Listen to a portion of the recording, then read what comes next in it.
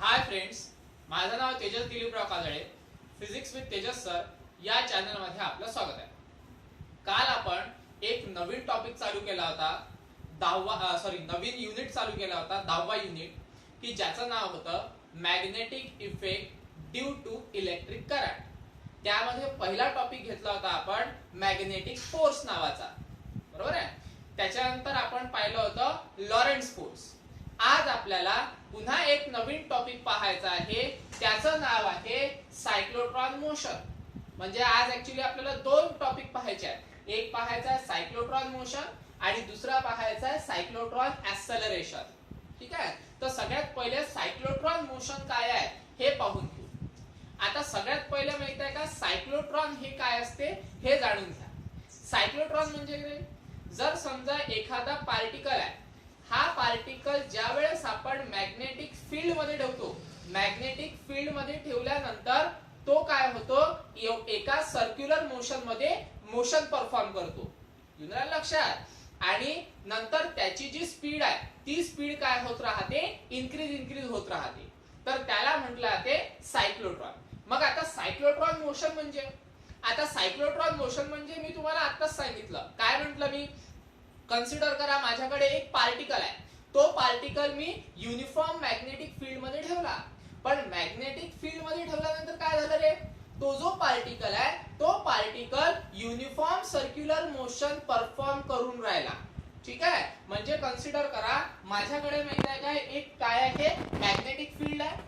जी magnetic field एका plain पेपरला perpendicular आहे. कन्सिडर करा हा प्लेन पेपर आहे तुमचा. ओके. त्या प्लेन पेपरला तुमची जी मॅग्नेटिक फील्ड आहे ती मॅग्नेटिक फील्ड अशा पद्धतीने अप्लाय केलेली आहे परपेंडिक्युलर डायरेक्शननी. आणि जेव्हा आपण त्यामध्ये एखादा पार्टिकल ठेवू तेव्हा तो जो पार्टिकल आहे तो particle uniform circular motion perform करायला सुरुवात करेल, किंवा तो जो पार्टिकल आहे तो particle uniform circular motion perform करेल. युनराल लक्षात. मग आता तेच माहित आहे का, डायग्रामनी आपण तिने समजवायचा प्रयत्न करू. पहा आता मॅग्नेटिक फील्ड आहे. ओके. कन्सिडर करा ही पूर्ण मॅग्नेटिक फील्ड आहे. त्या मॅग्नेटिक फील्ड मध्ये एखादा चार्ज पार्टिकल मी कन्सिडर करतो. तो जो चार्ज पार्टिकल आहे तो काहीतरी आपला क्यू राहील. ठीक आहे. तो जसा मी मॅग्नेटिक फील्ड मध्ये ठेवला तसा माहित आहे का तो particle uniform circular motion perform करून राहिला. आता युनिफॉर्म सर्क्युलर मोशन परफॉर्म करत असताना त्याची जी व्हेलॉसिटी आहे ती व्हेलॉसिटी मिळणार आपल्याला व्ही बार. आता तुम्हाला माहित आहे व्ही बार म्हणजे लिनियर व्हेलॉसिटी. आणि लिनियर व्हेलॉसिटी ही त्या सर्कलच्या म्हणजे सर्क्युलर ऑर्बिट जो आहे ज्याच्या अवतीभोवती पार्टिकल फिरत आहे त्या सर्क्युलर ऑर्बिटला टँजंट राहत असते. बरोबर आहे ना. आपण सर्क्युलर मोशन मध्ये शिकलो होतो. म्हणजेच माहित आहे का, जर कन्सिडर करा यदा कदाचित पार्टिकल इथून मॅग्नेटिक फील्डच्या बाहेर निघाला किंवा मॅग्नेटिक फील्ड जर समजा तिथून रिमूव्ह केली तर तो पार्टिकल माहित आहे का कसा जाईल, स्ट्रेट चालला जाईल अपवर्ड डायरेक्शननी. म्हणजेच ती काय राहील आपली व्हेलॉसिटी. कोणती व्हेलॉसिटी, लिनियर व्हेलॉसिटी. कोणाची, तर त्या पार्टिकलची. ठीक आहे. म्हणून मग आपण दर्शवत असताना काय दर्शवत आहे की ही जी व्हेलॉसिटी आहे व्ही बार ही आपल्या पार्टिकलची व्हेलॉसिटी आहे आणि ही व्हेलॉसिटी या सर्कलला टँजंट आहे. युनराल लक्षात. म्हणजे velocity is the tangent to that circle. ठीक आहे. तर याला म्हटलं आहे सायक्लोट्रॉन मोशन. मग याच्यावरून सायक्लोट्रॉन मोशन म्हणजे काय, तर सरळ डेफिनेशन आहे की कन्सिडर करा एक पार्टिकल आपल्याकडे, तो जर समजा आपण एखाद्या मॅग्नेटिक फील्ड मध्ये ठेवला तर तो युनिफॉर्म सर्क्युलर मोशन परफॉर्म करत आहे. ठीक आहे. तर त्यालाच काय म्हटलं जाते, सायक्लोट्रॉन मोशन असं म्हटलं जाते. युनराल लक्षात. मग आता इथे माहित आहे का आपल्याकडे दोन गोष्टी मिळत आहे. एक म्हणजे मिळत आहे मॅग्नेटिक फील्ड. बरोबर आहे. आणि मॅग्नेटिक फील्ड कोणावर अप्लाय होऊन राहिलेली आहे, आपल्या पार्टिकलवर. मग मॅग्नेटिक फील्ड जर समजा पार्टिकलवर अप्लाय होत आहे म्हणजेच काही ना काहीतरी फोर्स अप्लाय होत आहे रे. बरोबर आहे ना. मग तो जो फोर्स आहे तो फोर्स मिळत आहे आपल्याला मॅग्नेटिक फोर्स. का बरं, कारण कन्सिडर करा काहीतरी मॅग्नेटिक फील्ड आहे, त्या मॅग्नेटिक फील्ड मध्ये मी पार्टिकल ठेवला तर पार्टिकल स्वतःहून तर काही फिरणार नाही. बरोबर आहे. मग त्याला फिरायला कोण लावत आहे, तर मॅग्नेटिक फील्ड लावत आहे त्याला करायला, म्हणजेच मॅग्नेटिक फील्ड त्या चार्ज पार्टिकलवर काही ना काहीतरी फोर्स अप्लाय करत आहे आणि मग तो जो काही फोर्स आहे त्याच फोर्सला आपण काय म्हणत असतो, Fm, म्हणजे मॅग्नेटिक फोर्स. बरोबर आहे. तर तो जो मॅग्नेटिक फोर्स आहे तो मॅग्नेटिक फोर्स आपण कालच पाहिला होता. त्या मॅग्नेटिक फोर्सची व्हॅल्यू मिळाली होती आपल्याला काहीतरी QVB. ओके, काहीतरी व्हॅल्यू होती ती Fm Q × V बार क्रॉस B बार. पण याला सॉल्व्ह केल्यानंतर काहीतरी इक्वेशन आपल्याला असं मिळालं होतं. कालचं जर समजा लेक्चर तुम्ही पाहिलं असेल तर तुमच्या ते लक्षात येईल. ओके, म्हणजेच माहित आहे का, मग आता आपल्याला काय मिळाला, Fm मिळाला, म्हणजे मॅग्नेटिक फोर्स मिळाला, की जो मॅग्नेटिक फोर्स कोणावर अप्लाय होत आहे, तर या चार्जवर अप्लाय होत आहे. ठीक आहे, इथपर्यंत आलं लक्षात. तर याला कन्सिडर करा इक्वेशन नंबर 1. जर समजा डायग्राम नसेल दिसत तर स्क्रीनशॉट काढून झूम करून पाहण्याचा प्रयत्न करा, समजून दे. ओके, त्याच्यानंतर आता काय होत आहे रे, हा जो पार्टिकल आहे हा particle uniform circular motion perform करत आहे. मग युनिफॉर्म सर्क्युलर मोशन परफॉर्म करून राहिला म्हणजेच माहित आहे का, तिथे त्याला मिळणार आहे सेंट्रीपिटल फोर्स. कारण तुम्ही सर्क्युलर मोशन मध्ये सेंट्रीपिटल फोर्स पाहिलाय. सेंट्रीपिटल फोर्स काय असते रे, जर समजा एखादा पार्टिकल सर्क्युलर मोशन परफॉर्म करत असेल तर तो जो पार्टिकल आहे त्या पार्टिकलवर सेंट्रीपिटल फोर्स अप्लाय होत असतो. बरोबर आहे ना. म्हणजेच काय, तर तो जो सेंट्रीपिटल फोर्स आहे तो सेंट्रीपिटल फोर्स अप्लाय होऊन राहिला म्हणूनच तो पार्टिकल सर्क्युलर मोशन परफॉर्म करत असतो. इथपर्यंत आलं लक्षात. म्हणजेच काय, तर पार्टिकल फिरत आहे म्हणजेच तिथे काही ना काहीतरी सेंट्रीपिटल फोर्स असेल. बरोबर आहे. मग तो जो सेंट्रीपिटल फोर्स आहे तो सेंट्रीपिटल फोर्स आपल्याला मिळणार आणि त्याची व्हॅल्यू आपल्याला माहित आहे. काय असते रे सेंट्रीपिटल फोर्सची व्हॅल्यू, आपण सर्क्युलर मोशन मध्ये पाहिली होती. काय होती ती, तर ती होती mv²/r. बरोबर आहे. तर याला म्हणू आपण इक्वेशन नंबर 2. ठीक आहे, म्हणजेच माहित आहे का, आपल्याला काय लक्षात आलं रे, आपल्याला लक्षात आलं की जर समजा एखादा पार्टिकल मॅग्नेटिक फील्ड मध्ये ठेवल्यानंतर त्याच्यावर मॅग्नेटिक फोर्स अप्लाय होतो आणि मॅग्नेटिक फोर्स अप्लाय झाल्यामुळे तो पार्टिकल सर्क्युलर मोशन परफॉर्म करतो. मग सर्क्युलर मोशन परफॉर्म करत असेल म्हणजेच तिथे काही ना काहीतरी सेंट्रीपिटल फोर्स आहे आणि तोच सेंट्रीपिटल फोर्स आपण घेतलेला आहे तो असतो mv²/r. ठीक आहे. त्याच्यानंतर आता माहित आहे का, हा पण काही ना काही फोर्स आहे. ओके, आणि याच्यावरून माहित आहे का डेफिनेशन पण तयार होते. पहा, Fm जो आहे हा कुठे आहे, टुवर्ड्स द सेंटर, म्हणजे particle moving along the radius towards the centre. बरोबर आहे. म्हणून मग आपण काय घेतला, सेंट्रीपिटल फोर्स घेतला. कारण सेंट्रीपिटल फोर्सची पण डेफिनेशन आहे, along the radius towards the centre is called centripetal force. बरोबर आहे ना. म्हणून मग आपण तो काय घेतलेला आहे, सेंट्रीपिटल फोर्स घेतलेला आहे. झालं. मग आता एक काम करा, हा पण फोर्स आहे हा पण फोर्स आहे म्हणजे दोन्ही फोर्सच आहे, म्हणजे दोन्ही पण काय असतील, सारखेच असतील. मग जर समजा लेफ्ट हँड साइड सारखी असेल तर ऑब्विसली भाऊ राईट हँड साइड पण सारखीच असेल. बरोबर आहे ना. म्हणून मग मला काय मिळते इक्वेशन 1 आणि इक्वेशन 2 वरून. पहा आता, फ्रॉम ओके 1 and 2. ठीक आहे, म्हणजे लेफ्ट हँड साइड सारखी असेल तर ऑब्विसली राईट हँड साइड सुद्धा सारखीच असेल. म्हणजे मला काय मिळते पहा, कन्सिडर करा इक्वेशन 1 ची राईट हँड साइड काय आहे रे, QVB. ओके, त्याच्यानंतर इक्वेशन 2 ची राईट हँड साइड काय आहे रे, mv²/r. ठीक आहे. ऑब्विसली r म्हणजे काय राहील, रेडियस. ओके, तर r म्हणजे कन्सिडर करा रेडियस. त्याच्यानंतर m म्हणजे काय आहे, मास ऑफ पार्टिकल. ठीक आहे. q म्हणजे पार्टिकल, v म्हणजे velocity of the particle, b म्हणजे काय आहे, मॅग्नेटिक फील्ड. इथपर्यंत आलं लक्षात. बस झालं आपलं काम. काय करावं लागते पहा, v गेट कॅन्सल. मग आता v जर समजा कॅन्सल झाला तर आपल्याला काय मिळतं पहा, this implies okay Q into B. ठीक आहे. आर इकडे डिवायडेडला आहे, इकडे जर समजा आपण त्याला ओढलं तर कुठे चालला जाईल तो मल्टिप्लायला. बरोबर आहे ना. म्हणजे काय मिळेल आपल्याला Q इंटू बी ओके. आर डिवायडेडला होता, इकडे आल्यानंतर तो मल्टिप्लायला झाला. ठीक आहे. आणि इथे काय उरलं फक्त एम व्ही. बरोबर आहे ना, कारण एक व्ही काय झाला होता तिथे कॅन्सल. मग आता एमव्ही म्हणजे काय रे, तर एमव्ही म्हणजे होते लिनियर मोमेंटम. बरोबर आहे ना, product of mass and velocity. म्हणजे काय लिनियर मोमेंटम आपण रोटेशनल मोशन मध्ये पाहिलेला आहे. ठीक आहे. म्हणजेच काय, तर एमव्ही ला आपण काय लिहू शकतो, सरळ सरळ पी लिहू शकतो. बरोबर आहे. आणि एमव्ही ला जर समजा पी लिहिलं तर इज इक्वल टू आपल्याला काय मिळणार मग क्यू बी आर. ठीक आहे. म्हणजे P is equal to Q B R. ठीक आहे. तर हे आहे आपलं फायनल आन्सर. मग आता मोमेंटम कोणाची काढली आपण, तर मोमेंटम काढली आपण या चार्जेसची. ठीक आहे. तर याच्यावरून आपल्याला काय मिळाली रे आहे, काय मिळाली, तर चार्जेसची काय मिळालेली आहे, मोमेंटम मिळालेली आहे. ठीक आहे. तर यालाच म्हटलं जाते सायक्लोट्रॉन मोशन. ठीक आहे. तर सायक्लोट्रॉन मोशनची एकदम साधी आणि सरळ डेफिनेशन आहे.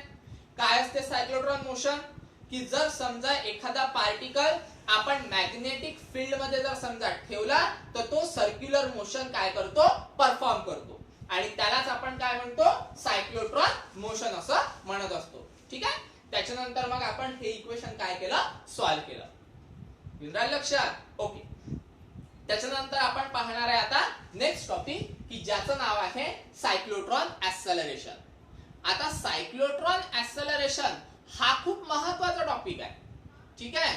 तुम्ही जर समजा की इकडून ग्रॅज्युएशन वगैरे केलं तर तिथे पण हा टॉपिक तुम्हाला कुठेतरी दिसेलच. ठीक आहे. त्याच्यामुळे व्यवस्थितरित्या हे काय करायचं, लक्षात ठेवायचं. आणि 12th मध्ये पण हा टॉपिक खूप इम्पॉर्टंट आहे. ओके. तर आपण स्टार्ट करू. आता सायक्लोट्रॉन ऍक्सेलरेशन मध्ये सगळ्यात पहिले आपल्याला पाहायचं आहे त्याचं प्रिन्सिपल, आणि प्रिन्सिपल नंतर पाहू आपण त्याचं कन्स्ट्रक्शन. ओके. तर सगळ्यात पहिले प्रिन्सिपल पहा. पण प्रिन्सिपलच्या आधी त्याचं इंट्रोडक्शन पाहून घ्या.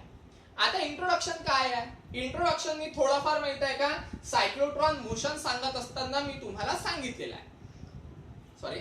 आता सायक्लोट्रॉन ऍक्सेलरेशन त्याचं काय पाहायचं आपल्याला, इंट्रोडक्शन. काय असते इंट्रोडक्शन, काहीच नाही. आपण काय करणार आहे, तर आपल्याकडे माहित आहे का दोन काहीतरी मोशन आहे, सॉरी दोन काहीतरी फील्ड आहे. कोणत्या कोणत्या, एक इलेक्ट्रिक फील्ड आणि एक मॅग्नेटिक फील्ड. म्हणजे माहित आहे का सायक्लोट्रॉन आपल्याकडे आहे म्हटलं म्हणजे आपल्याला त्या पार्टिकल वर दोन फील्ड अप्लाय करायचे आहे. म्हणजे एक मॅग्नेटिक फील्ड आणि एक इलेक्ट्रिक फील्ड. पण मॅग्नेटिक फील्ड आणि इलेक्ट्रिक फील्ड अप्लाय करत असताना ते दोघे जण हे परपेंडिक्युलर डायरेक्शननी पाहिजे. येऊन राहिलं लक्षात. ठीक आहे. तर हे आहे आपलं इंट्रोडक्शन. मग आता पाहू आपण प्रिन्सिपल. प्रिन्सिपल म्हणजे काय, तर प्रिन्सिपल मध्ये फक्त त्यांनी सांगितलेलं आहे जर समजा आपल्याला चार्जेस हे जर ऍक्सेलरेट करायचे असतील आणि एखाद्या टार्गेटवर बंबार्ड करायचे असतील तर आपण माहित आहे का कोणाचा वापर करत असतो, सायक्लोट्रॉनचा वापर करत असतो.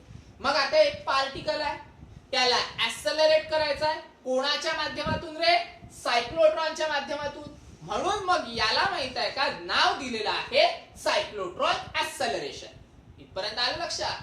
मग काय होते पहा, एखादा पार्टिकल आहे, पार्टिकल मी काय करतो आहे तर मॅग्नेटिक फील्ड आणि इलेक्ट्रिक फील्ड मध्ये ठेवला.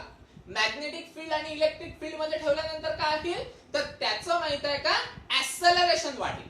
आणि ऍक्सेलरेशन वाढून राहिला म्हणजे तो पार्टिकल माहित आहे का स्पीडली काय होत आहे, फिरून राहिलेला आहे. म्हणजे त्याची व्हेलॉसिटी क्षणाक्षणाला काय होत आहे, वाढत आहे. तर इथे होते काय पहा, पार्टिकल ऍक्सेलरेट करण्यासाठी आपण वापरतो इलेक्ट्रिक फील्ड. ओके. त्याच्यानंतर पार्टिकल हा फिरला पाहिजे सर्क्युलर ऑर्बिट मध्ये म्हणून वापरतो आपण मॅग्नेटिक फील्ड. समजून राहिलं मी काय बोलतोय तर, म्हणजे एक पार्टिकल आहे त्या पार्टिकल वर आपण जेव्हा इलेक्ट्रिक फील्ड अप्लाय करू त्यावेळेस म्हणजेच तो माहित आहे का ऍक्सेलरेट होईल. पण तो पार्टिकल फिरला पाहिजे म्हणून आपण अप्लाय करत असतो कोणती फील्ड? Magnetic field. ठीक आहे, म्हणजे कन्सिडर करा. पहा आता समजा माहित आहे का आपल्याकडे एक पार्टिकल आहे. ओके, त्याच्यावर मी माहित आहे का इलेक्ट्रिक फील्ड कन्सिडर करा अप्लाय केली. आता इलेक्ट्रिक फील्ड अप्लाय केल्यानंतर हा पार्टिकल माहित आहे का ऍक्सेलरेट होईल. पण ऍक्सेलरेट झाल्यानंतर तो माहित आहे का एका डायरेक्शननी फिरला पाहिजे म्हणून मी त्याच्यावर माहित आहे का अप्लाय करतो मॅग्नेटिक फील्ड. येऊन राहिलं लक्षात? मग आता माहित आहे का जेव्हा मी मॅग्नेटिक फील्ड ही इलेक्ट्रिक फील्डला परपेंडिक्युलर डायरेक्शननी जेव्हा काय करेल अप्लाय करेल तेव्हा तो पार्टिकल माहित आहे का फिरायला सुरुवात करेल. येऊन राहिलं लक्षात? अशा डायरेक्शननी. ठीक आहे, अशा डायरेक्शननी तो काय होईल? फिरायला सुरुवात होईल. म्हणून मग मी म्हणतोय की पार्टिकल ऍक्सेलरेट करण्यासाठी इलेक्ट्रिक फील्ड आणि तो फिरला पाहिजे म्हणून मॅग्नेटिक फील्ड. येऊन राहिलं लक्षात? तर हे झालं प्रिन्सिपल. त्याच्यानंतर आता पाहू कन्स्ट्रक्शन. कन्स्ट्रक्शन एकदम इझी आहे. जे माहित आहे का डायग्राम मध्ये दिसत आहे तेच माहित आहे का आपल्याला इंग्लिश मध्ये लिहायचं आहे. ठीक आहे, जसा आपण गायचा निबंध लिहित होतो, 4 पाय असते, 2 डोळे असते, 2 शिंग असते, 1 शेपूट असते, बरोबर ना? तसंच माहित आहे का डायग्राम बद्दल लिहायचं आहे. ठीक आहे, त्याच्यातला पहिला पॉइंट काय आहे रे? आपल्याकडे माहित आहे का सायक्लोट्रॉन जर आपल्याला पाहिजे असेल तर आपल्याला माहित आहे का सगळ्यात पहिले 2 मेटॅलिक डिस्क लागतील. ठीक आहे, पण त्याच्या 2 मेटॅलिक डिस्क आहे ह्या डी च्या आकाराच्या असल्या पाहिजे. डी च्या आकाराच्या म्हणजे कन्सिडर करा अशा पद्धतीने. ठीक आहे, म्हणजे अशा पद्धतीने आपल्याला माहित आहे का काय लागतील? 2 मेटॅलिक डिस्क लागेल आणि त्याच्या 2 मेटॅलिक डिस्क आहे ह्या कोणाच्या आकाराच्या असतील? डी च्या आकाराच्या असतील. ओके, तुम्ही तुमच्याजवळ असतात ना ते डी प्रोट्रॅक्टर, बस तशा आकाराच्या. ठीक आहे, त्याच्यानंतर आता या डी ला एका डी ला म्हटलं मी D1. ठीक आहे, दुसऱ्या डी ला म्हणतो मी D2. म्हणजे अशा पद्धतीने एक आहे माझ्याकडे D1 आणि दुसरा आहे माझ्याकडे D2. पण हे माहित आहे का अरेंज करत असताना या दोघांमध्ये काही ना काहीतरी गॅप ठेवायची की जेणेकरून तिथे पार्टिकलचा सोर्स आपल्याला मिळाला पाहिजे. पार्टिकलचा सोर्स का बरं? कारण जिथून पार्टिकल हे इंट्रोड्यूस झाले पाहिजे. येऊन राहिलं लक्षात? म्हणजे कन्सिडर करा सोप्या आणि सरळ लँग्वेज मध्ये तिथे पार्टिकल आपल्याला ठेवायला जागा मिळाली पाहिजे. येऊन राहिलं लक्षात? म्हणून मग डीज ठेवत असताना अशा पद्धतीने अरेंज करायचे की त्याच्यामध्ये थोडीशी जागा असली पाहिजे. कशासाठी? पार्टिकल ठेवण्यासाठी. येऊन राहिलं लक्षात? ओके, त्याच्यानंतर आता काय होते पहा. आपण माहित आहे का ही जी अरेंजमेंट केलेली आहे ही अरेंजमेंट आपल्याला ठेवायची आहे मॅग्नेटिक फील्ड मध्ये. ठीक आहे, म्हणून मग मी काय केलं मॅग्नेटचे 2 पोल कन्सिडर केले. एक नॉर्थ पोल आहे माझ्याकडे आणि एक साऊथ पोल आहे. तर त्या मॅग्नेटिक फील्डच्या मध्ये मी काय ठेवलेलं आहे ते जे 2 डीज होते म्हणजे ती जी अरेंजमेंट होती डीज वाली ती डीज वाली अरेंजमेंट उचलली. ओके, आणि ती माहित आहे का मॅग्नेटिक फील्ड मध्ये ठेवली.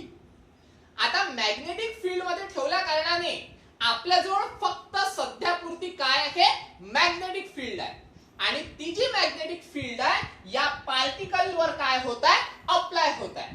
पण आपल्याला सायक्लोट्रॉन साठी काय पाहिजे रे? मॅग्नेटिक फील्ड पण पाहिजे आणि सोबत माहित आहे का इलेक्ट्रिक फील्ड पण पाहिजे. बरोबर आहे ना? म्हणून मग मी काय करतो पहा, हे जे आपल्या 2 डीज होत्या ह्या 2 डीज मी उचललं आणि मॅग्नेटिक फील्ड मध्ये ठेवल्यानंतर या 2 डीज ला मी माहित आहे का हाय फ्रिक्वेन्सी व्होल्टेज अप्लाय करतो. ठीक आहे, म्हणजे कन्सिडर करा अशा पद्धतीने हाय फ्रिक्वेन्सी व्होल्टेज अप्लाय करून राहिलो. येऊन राहिलं लक्षात? म्हणजेच काय हाय फ्रिक्वेन्सी व्होल्टेज अप्लाय करून राहिलो म्हणजेच तिथे मला काही ना काहीतरी इलेक्ट्रिक फील्ड मिळणार आहे. मग आता होऊन काय राहिलं रे? Electric field. ओके, या इलेक्ट्रिक फील्डला हे जे मॅग्नेटिक फील्ड आहे परपेंडिक्युलर डायरेक्शननी आहे. येऊन राहिलं लक्षात? तर अशी अरेंजमेंट पहिले मी करून ठेवली. त्याच्यानंतर आता तुम्हाला पहिलेच सांगितलं की हे ज्या 2 डीज आहेत D1 आणि D2 याच्या मधात माहित आहे का एक मी काय ठेवला पार्टिकल ठेवला. कशासाठी? तर ऍक्सेलरेट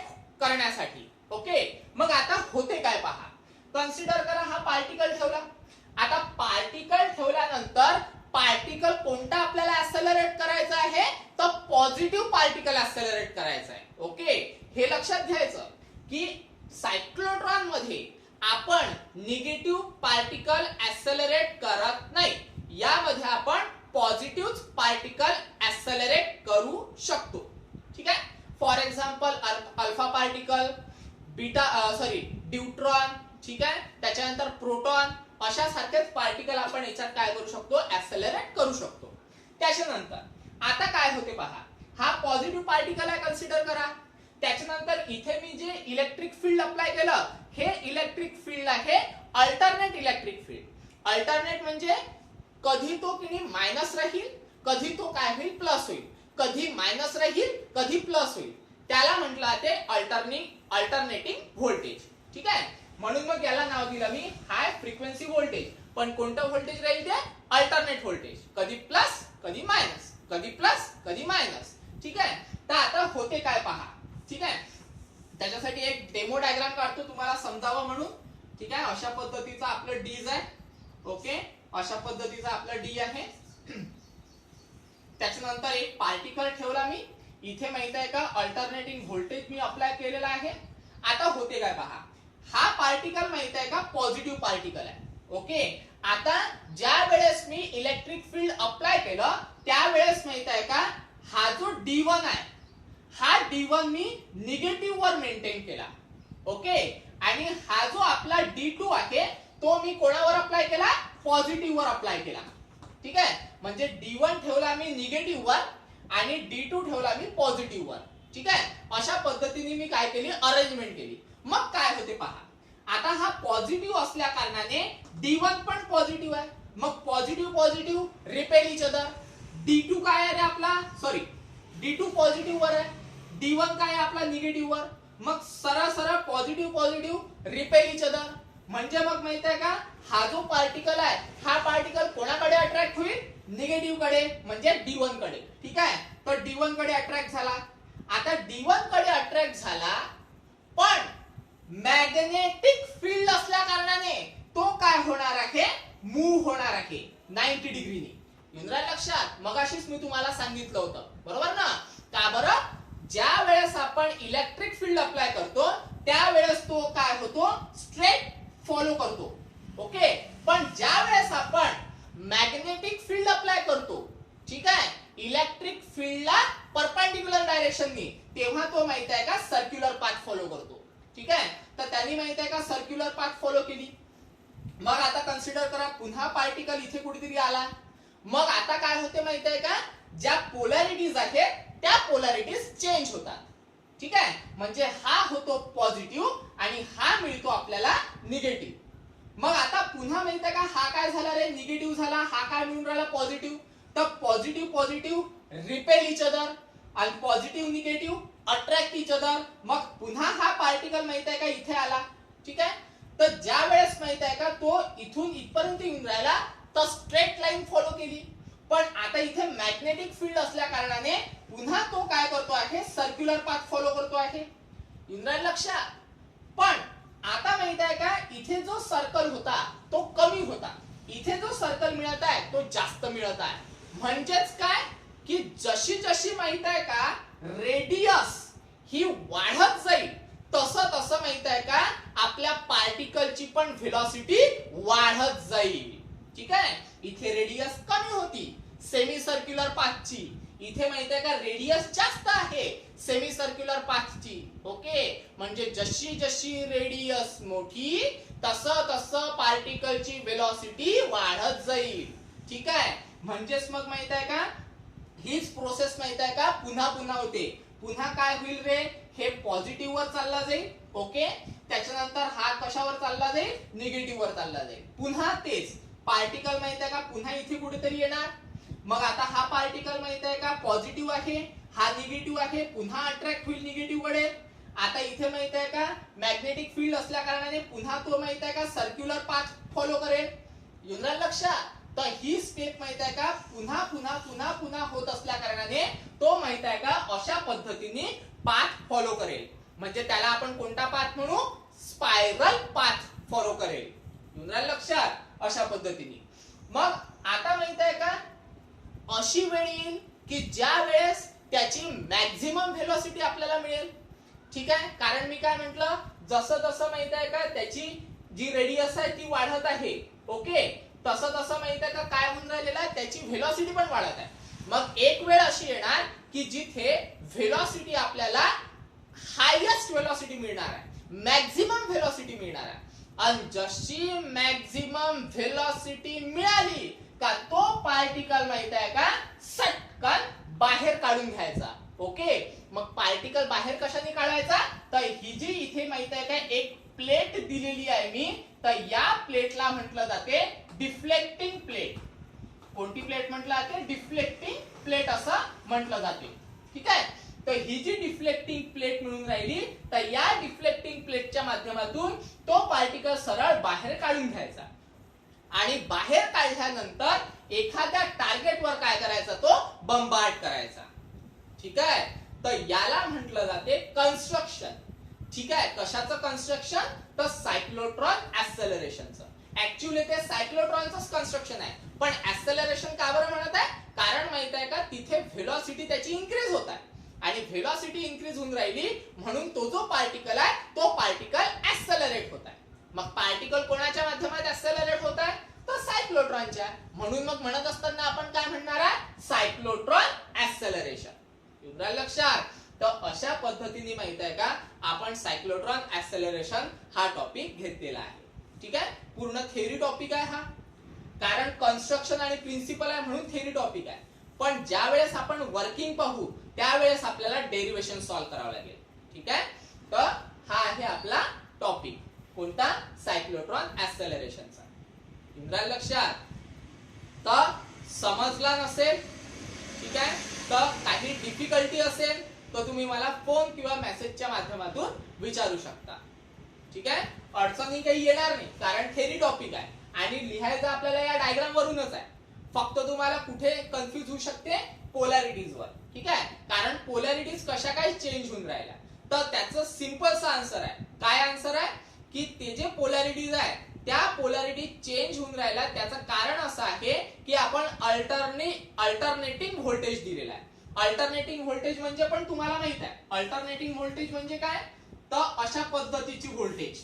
ठीक आहे, ओके, एक वेळा माहित आहे का पॉझिटिव्ह राहणार, एक वेळा काय राहील निगेटिव्ह, एक वेळा पॉझिटिव्ह राहणार, एक वेळा काय राहील निगेटिव्ह. ठीक आहे, म्हणून ते ज्या पोलॅरिटीज आहेत त्या पोलॅरिटीज माहित आहे का चेंज होतात आणि त्याच्याच माध्यमातून माहित आहे का आपल्याला हा जो पार्टिकल आहे हा पार्टिकल स्पायरल पाथ काय करून राहिलेला आहे, फॉलो करून राहिलेला आहे. आणि त्याच्याच माध्यमातून त्याची स्पीड पण काय होत आहे, वाढत आहे. जशी जशी त्याची रेडियस वाढून राहिलेली आहे, ओके, तशी तशी माहित आहे का त्याची स्पीड पण काय होत आहे, वाढत आहे. लक्षात. तर याला म्हटलं ते सायक्लोट्रॉन ऍक्सेलरेशन. ठीक आहे, तर जर काही अडचण असेल तर फोन किंवा मेसेजद्वारे तुम्ही मला विचारू शकता. आज स्टॉप करू, उद्या याच आपल्याला वर्किंग पाहायचं आहे. ठीक आहे, आज स्टॉप करू, बाकीचं उद्याला पाहू. धन्यवाद.